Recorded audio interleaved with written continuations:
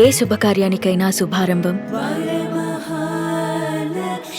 But పాదిమన్ గారు దేవుడిచ్చిన ఇద్దరు బిడ్డలు ఉండగా ఎందుకు ఇంకొక అబ్బాయిని అడాప్ట్ చేసుకున్నారు? సోలో లైఫ్ వద్దు, ఎవరో ఒకరు తోడు ఉండాలని తీసుకోవాల్సి వచ్చిందా? There is no answer.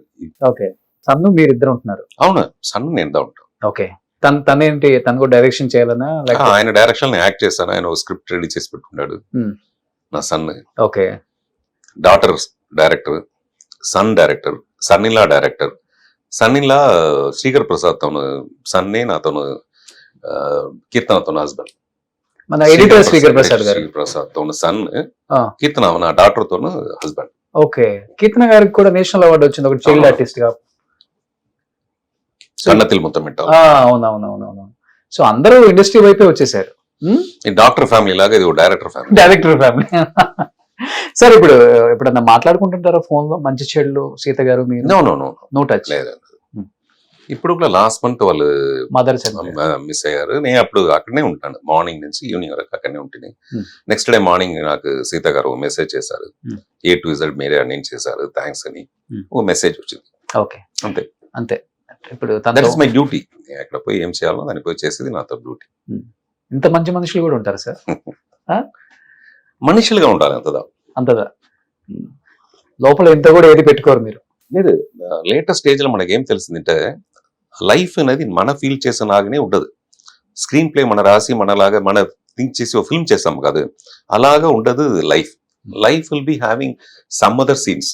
Okay, second half లో ట్విస్ట్ వచ్చే టర్న్ అవుట్ అందరి లైఫ్ లో ఇది ఉంది. Okay, not only in my life. Sita గారిలో మీకు నచ్చిన మంచి క్వాలిటీస్ అంటే ఏమని చెప్తారు? తను ఈ మధ్య అసలు కొన్ని వీడియోస్ చేస్తుంటే చాలా బాగా అనిపిస్తుంది మాకు ముచ్చటగా. నేను ఇప్పుడు ఏదైనా చూసేది లేదు. అప్పుడు మ్యారేజ్ అయిన టైంలో నేను వచ్చి అప్పుడుదా ఒకే ఒక ఫిల్మ్ రిలీజ్ అయింది. స్టార్ అంటే మైండ్ లో కొంచెం ఉంటుంది నాకు, లైక్ అందరూ చూస్తారు, ఆటోగ్రాఫ్ అడుగుతారు, ఫొటోస్ ఇస్తారు, ఇది ఎంత మైండ్ లో ఉంటుంది.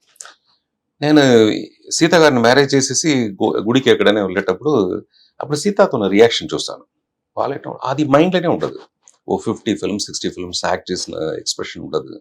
లైక్ ఒక ఫ్యామిలీలో ఒక లేడీ ఉంటే ఎట్టా ఉంటారో అట్టదా ఉంటారు. అది వచ్చి నేను నిండా ఆశ్చర్యంగా చూస్తాను. ఎట్టా ఇటు మరి లైక్ అన్ని వాష్అవుట్ చేసేసి క్లియర్, ఫిల్మ్స్ వద్దు, ఏది వద్దు, అన్ని వద్దు అనేసి అంతో క్లియర్ గా అది ఎట్లా అట్ట మరి సడన్ గా మైండ్ చేంజ్ అయింది అనేది నాకు తెలియదు. నేను దాన్ని నిండా పెద్దదిగా రెస్పెక్ట్ చేస్తాను.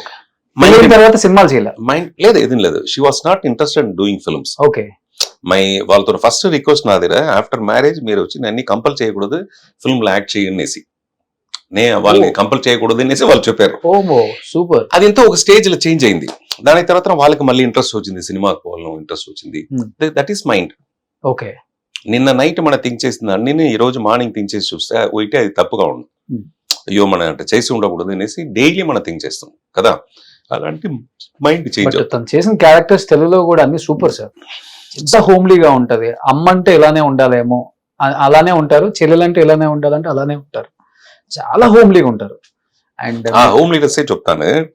ఫిల్మ్ లో హోమ్లీగా ఉండదు వేరే విషయం. నా హోమ్ కి వచ్చిన తర్వాత ఆ హోమ్లీనెస్ ని నేను చూసి రెస్పెక్ట్ చేశాను. వావ్, అట్లా ఇమీడియట్ గా అన్ని గ్రీడం ఉంటే దాన్ని తీకి వేసేసి ఉంటారు కదా. స్టార్ హీరోయిన్ అన్నది లేదు, ఉండదు.